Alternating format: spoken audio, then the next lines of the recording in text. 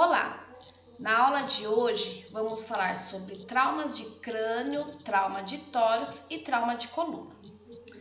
Bom, para iniciar essa aula, vamos iniciar dizendo que toda lesão onde há traumas no couro cabeludo, de crânio e de cérebro, denominamos como um trauma de cabeça, ok?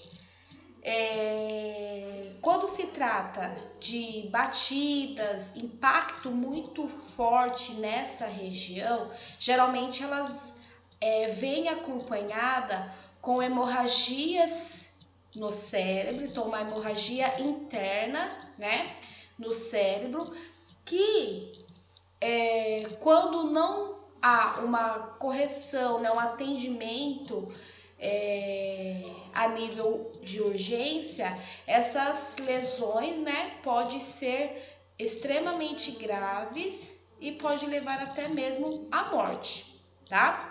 Então, nessas situações onde se observa, né, igual hoje, se você chega no pronto atendimento e tal e relata, né, não, eu tô aqui porque houve aí cair, bati a cabeça muito forte, enfim, automaticamente o protocolo é o quê? Investigar esses tipos de lesões, que muitas das vezes elas são invisíveis, né? Até um certo ponto, então o paciente pode começar a desenvolver sintomas quando essa lesão já está assim bem avançada. Então, automaticamente se faz alguns exames por imagem e se mantém o paciente em observação para ver, né, e observar se ele vai apresentar alguns sintomas, ok?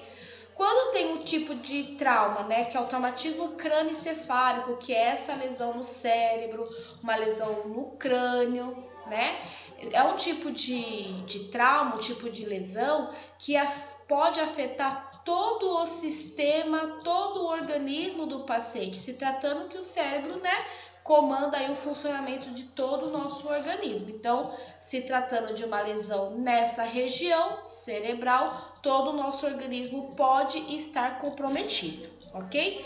De fato, por ser o cérebro, a gente sabe que cada região do cérebro é responsável por determinadas funções. Então, obviamente que também a localização dessa lesão, a gravidade dessa lesão, também vai estar definindo aí quais os tipos de problemas que pode acontecer. Bom, quando se temos aí esse tipo de lesão, né, traumatismo crânioencefálico que pode apresentar. Então, o paciente, né, melhor dizendo, a vítima, ela pode apresentar sangramento pelo nariz, pela boca, pelo ouvido, perda da consciência, anormalidade do diâmetro das pupilas, convulsões, equimose, que é a cor escurecida, arroxeada, né, quase que preta, ao redor dos olhos e atrás dos ouvidos, que esse tipo de sinal tem um nome específico, nós estaremos falando aí nos próximos slides. Pode ocorrer também a deformidade do crânio por conta, né, da fratura do crânio. Pode ocorrer alterações no ritmo respiratório e até mesmo a parada respiratória. Nessa situação, a vítima tem que ser encaminhada numa maca, né, como qualquer outra lesão também, mas o cuidado aí de manter coluna vertebral, cabeça, pescoço extremamente alinhado sempre é importante, né, essencial e primordial. Então, o transporte da vítima que sofreu, né, por algum trauma, acidente, queda, enfim, esse tipo de cuidado durante o transporte, utilizar algo rígido e manter esse alinhamento é sempre o cuidado que os socorristas têm, no caso aí pensando, né, se houver uma fratura de coluna, uma fratura de crânio, enfim, essa fratura não se estender, não piorar a situação, tá? Então, deve-se imobilizar a cabeça e o pescoço com os equipamentos corretos, que chamamos de colar cervical, né? Para que mantenha aí esse alinhamento.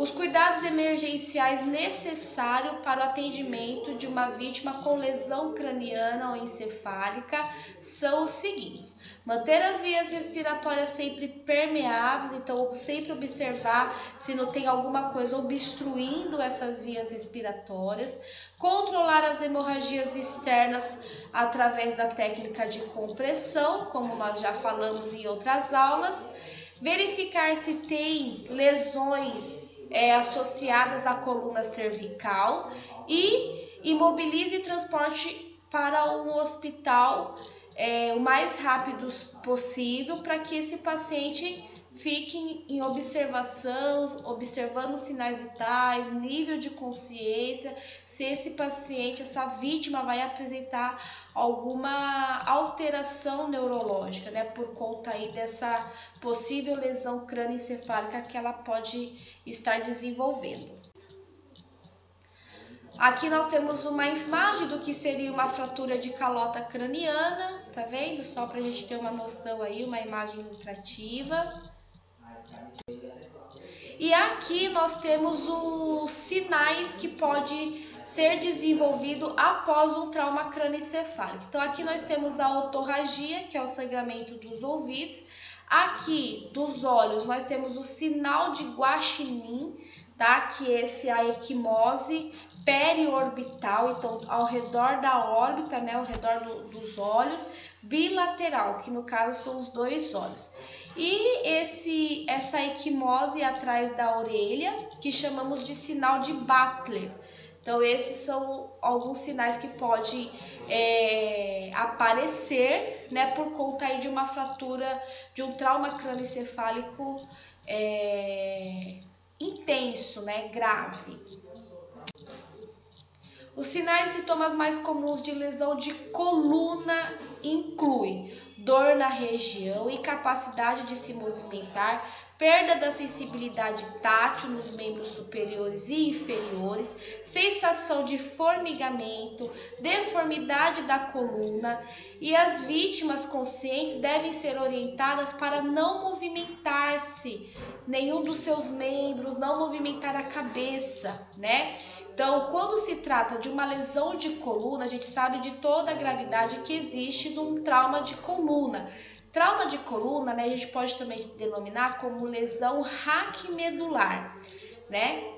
Às vezes eu tenho uma fratura do osso, das vértebras em si, e não tenho da medula que está ali passando dentro das vértebras. Então, por isso que esses nomes podem modificar, tá? Então, quando se trata na avaliação, observando, fazendo aquele exame físico ali no momento do atendimento à vítima, e já se observa esse desvio, né, essa deformidade da coluna, a gente já sabe ali que existe um problema, que é a lesão da coluna. Se essa lesão, às vezes esse desvio da coluna estiver comprimindo a medula a um ponto dela se lesionar por definitivo, ou às vezes esse desvio é algo que quando chegar no hospital consegue-se, né, voltar para o lugar, e aí essa medula não sofre grandes lesões. Então, quando a gente fala em manter a mobilização, né, na linha, no eixo, né, fazer toda a imobilização ali, não movimentar a pessoa, pensando nisso também, que muitas das vezes o paciente está com uma lesão grave, logicamente, uma lesão delicada, mas uma lesão que com todo o atendimento ou sua hospitalização, uma lesão que pode ser reversível, né? E às vezes por um descuido no momento da imobilização do paciente, no momento do transporte do paciente, essa lesão reversível pode se tornar irreversível. Então o cuidado, né, sempre é primordial. Mas eu trupiquei, nem caí direito, não caí de altura. Mas ainda assim deve-se zelar por essas possibilidades, ok? Então, como deve ser feita a remoção do paciente? Então, antes de remover a vítima, o socorrista deverá imobilizar a coluna usando o colar cervical e uma maca rígida, que é uma espécie de uma tábua, né? Deve-se ser feito com pelo menos 3 socorristas, né, que vai estar posicionando cuidadosamente a vítima nessa maca rígida, usando as técnicas de rolamento em monobloco, que quer dizer o quê? Essa vítima ela tem que ficar lateralizada, colocar a maca embaixo dela, depois deitar ela. Então, tudo isso tem que ser feito o quê? Num ritmo 1, 2, 3, os 3 socorristas vão lá e lateraliza a vítima. 1, 2, 3, os 3 socorristas vão lá e volta a vítima em cima da maca. Então, é algo que, monobloco quer dizer o quê? Que todo o corpo do paciente vai se movimentar no mesmo momento. Então, por isso que os 3 socorristas têm que estar o quê? Sincronizados, né? Imagine só, 1, 2, 3, um vai para a direita e outro vai para a esquerda. Pronto, já acabou todo aquele cuidado que tinha que ter com o paciente, ok? Um socorrista líder vai assumir todo o controle da cabeça da vítima para evitar os movimentos de flexão, rotação e extensão, né? Então, quer dizer, esticar o pescoço para trás, rotação, né? É aquele, vamos se dizer, o sinal de não, né? E a extensão é quando, né, estica aí, né, coloca a cabeça para trás, e flexão a cabeça para frente, tá? Então, para que isso não aconteça, fica uma pessoa só responsável pela cabeça. Então, posiciona-se as mãos nas laterais dos lados da cabeça, assim, né, na linha ali da orelha, né, e ali ele assume o controle. Então, esse socorrista líder, essa é a função dele. Bom, em casos onde a vítima está sentada, ela vai ser removida também, porém com o uso de macas rígidas curta no seguinte sentido, onde se ela estiver, por exemplo, sentada num banco de um carro, então essa maca vai vir por trás das costas dela e vai tomar todo o espaço da cabeça até a região da cintura ali, que é a região onde ela está apoiada, né, no assento. Então, vai ter que imobilizar a cabeça da vítima com as mãos, né, deixando em posição, alinhando, né, para manter aquele alinhamento que a gente falou agora, a importância, tá? E aí o segundo socorrista vem e posiciona o colar cervical, né? Porque como ela está sentada, não tem um apoio da gravidade se tivesse deitado, né? Então, sentado, um segura e o outro coloca o colar cervical. Após, posiciona essa marca, né? Essa maca rígida curta, né? E aí vai movimentando a vítima ao mínimo possível, né? Todas nessas macas, nessas pranchas, elas têm as fitas para fixar, né? As tiras e tudo mais. Então faz toda a fixação da vítima na maca, tanto na curta quanto na longa, né? Sempre vai haver essas tiras, né? E quando for tirar a vítima, no caso, né, que nós estamos falando aqui na sentada, vai trazendo a vítima aos poucos para fora do veículo ou qualquer lugar que ela esteja sentada, né? O veículo é um exemplo mais óbvio. E aí vai removendo ela e trazendo ela para ela se posicionar na maca longa. Não precisa tirar a curta para pôr a longa, você pode colocar ela em cima mesmo, né? E aí depois que faz a remoção da curta, ok? Aqui eu tô mostrando para vocês uma imagem de o que acontece com relação ao local da lesão, né, raquimedular desse paciente. Então, se a lesão for nessa área roxa, que é a área cervical, entre a C4 e a C6, é uma pessoa que vai ficar o quê? Tetraplégica ou até mesmo quadriplégica, né? Então, paralisa todo o corpo, do pescoço para baixo. Se afetar a região amarelinha, que é a região torácica, então, a pessoa paraplégica, né? Então, da região da linha torácica abaixo, né? Vai ficar, não vai ter reação. E aí nós temos a região lombar, que é essa região verdinha, né?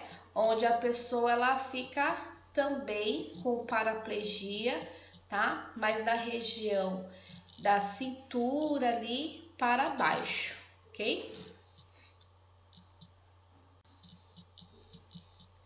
Aqui nós estamos observando uma imagem de como seria essa remoção. Essa aqui é a prancha longa, né? Nós estamos ali um socorrista ali na linha da cabeça da vítima, o outro socorrista fica na lateral da vítima. Cinemática do trauma, nós já falamos sobre isso, né? Que é reprisar, né? Ali, simular ali você como socorrista toda a situação do acidente e assim também observando quais foram os impactos que esse paciente tenha sofrido, né? Então, na região torácica, né? Região de cabeça, né? O que pode acontecer. Então, aqui a gente já observa se houve lesões, impactos grandiosos e regiões vitais. Então, aqui, os traumatismos de tórax caracterizam-se pelos seguintes sinais e sintomas. Então, quando tem o quê? Um trauma na região torácica. Então, vocês viram aí no slide anterior, por exemplo, se uma pessoa está dirigindo, bate o carro, não está com cintos de segurança, automaticamente seu corpo vai ser projetado para frente e o volante vai ser o local onde ela vai ter um impacto grandioso aí na região do tórax. Então, essa região vai ter uma dor intensa, né? O aumento da sensibilidade por conta desse trauma. Ele vai sentir dor que pode ir se agravando conforme a respiração. Então, para respirar, vai sentir dor e por conta disso, ele vai o quê? Ele vai limitar os seus movimentos respiratórios, mantendo aí uma respiratória superficial. Porque se for uma respiração profunda, uma respiração normal, essa dor vai ser ainda maior. O paciente pode ter eliminação de sangue pela boca ali, ao tossir, se teve aí alguma lesão, uma hemorragia.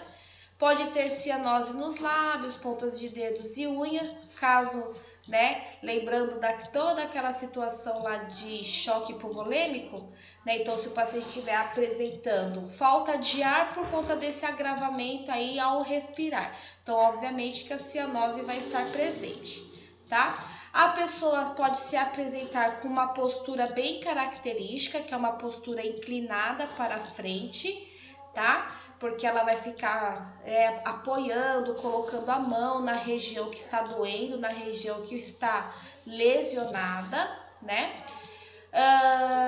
E podendo ter aí os sinais de choque que nós aprendemos nas aulas anteriores, né? Pulso rápido, pressão arterial decrescente, pele fria, pálida, pulso rápido e fraco, ok? Fraturas de costela, né? Também caracteriza-se caso, né, como esse impacto na região de tórax, na região torácica a gente tem a presença das costelas, então elas podem ser fraturadas, né, e caracterizadas aí praticamente pelas mesmas situações que falamos anteriormente. Então, uma dor intensa, nesse caso o socorrista deve providenciar o atendimento pré-hospitalar, imobilizando o braço da vítima sobre essa fratura. Então, utiliza o próprio braço como meio de apoio e aí se faz uma tipóia, se usa ataduras para deixar bem preso esse braço, né, para esse paciente ser encaminhado para o hospital. Ok? Então, basicamente, como está nessa figura 1 aqui, desconsidera aqui essa imobilização dos braços e antebraços e se atente apenas o que eles fizeram aqui com a tipóia e as outras amarrações aqui na região de tórax, que é exatamente isso que é feito no caso de fratura de costela, tá? Então, Quando duas ou mais costelas estão quebradas em 2 pontos, poderá ocorrer o que denominamos de respiração paradoxal, que nada mais é, gente, quando o diafragma não funciona, deixou de funcionar por conta dessa fratura, né? E aí a gente observa um movimento respiratório totalmente diferenciado, né? Totalmente irregular, que é a respiração paradoxal. Que a gente observa que quem está fazendo o movimento não é o diafragma, né, que a gente sabe que é o principal estrutura, né, que auxilia aí nos movimentos respiratórios. Então a gente vê uma respiração totalmente, como eu posso explicar, totalmente irregular e localizada mais na região abdominal. Então os movimentos ficam na barriga, a gente vê aqui na região lateral, né, do que ser só a barriga subindo e descendo, a região lateral também se expande, tá? Vou linkar um vídeo aí para você, tá? Aqui uma imagem de como seria, né, um trauma de costela. E aí nós temos uma outra situação, que é o engasgamento, né? Então, o que se faz nesse caso de emergência, né? O engasgo, né? Então, o engasgo nada mais é que uma obstrução total ou parcial das vias aéreas, né? E essa obstrução pode ser provocada pela presença de um corpo estranho nas vias aéreas, tá? Nesse caso, quando há obstrução total, a paciente não consegue, né, a vítima não consegue tossir, nem falar e respirar. Quando ela é parcial, o paciente ainda consegue respirar um pouco, porém com todas aquelas características de um engasgo, né? Que não é porque é parcial que não devemos nos atentar e não deve-se ser socorrido. Pelo contrário, também necessita aí da remoção desse corpo estranho. Aqui nós estamos observando uma imagem de como seria o atendimento a essa vítima, tá? Então, número 1, se posicionar atrás da vítima. Número 2, fazer esse posicionamento das mãos ao redor da vítima. Então, você vai abraçar a vítima por trás, né? Com os pés, você faz um apoio com um dos seus pés não dominante, você coloca atrás, né, para trás, para que na hora que você fazer esse movimento, né, igual vocês estão vendo aí na imagem 4, você não se desequilibre, né?